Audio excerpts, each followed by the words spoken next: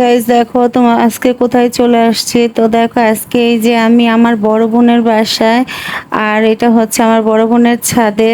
দেখো এই যে এখানে বড় বোন কত সুন্দর সুন্দর গাছ লাগিয়েছে ছাদের উপরে। তো এগুলা দেখো কি, এগুলা হচ্ছে সে গন্ধ ভাদালি পাতা, যেগুলা দিয়ে ওই যে আমি বড়া বানিয়ে তোমাদেরকে রেসিপি দেখিয়েছিলাম বা অনেক ভিডিও করেছিলাম। এটা হচ্ছে সেই গাছটা। তো আমি এখান থেকে এই পাতাগুলা নিয়ে থাকি। আর কত সুন্দর করে হয়েছে দেখো, আল্লাহর অপরূপ সৃষ্টি, কত ভালো লাগছে। মানে এই পাতাগুলা এত হয়েছে ছাদের উপরে আমার আপুর ছাদে, মানে খুবই সুন্দর লাগছে দেখতে। আর আমি এই তো চলে গেলাম আর এগুলা সব পারতেছি, তোমাদের সাথে শেয়ার করলাম।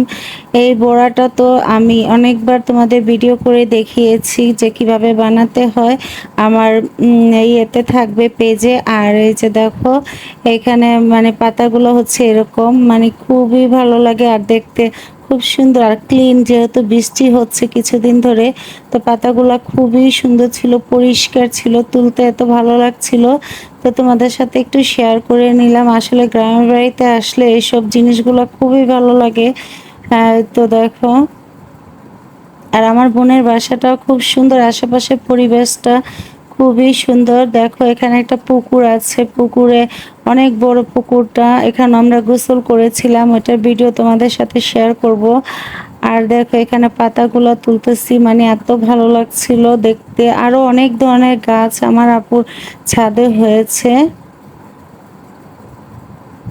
এতে দেখো বাচ্চা কাচ্চারা সবাই মিলে এখানে মজা করছিলাম আর পাতাগুলা তুললাম সুন্দর করে। আর এই যে দেখো আপুর পুকুর পাড়টা কত সুন্দর।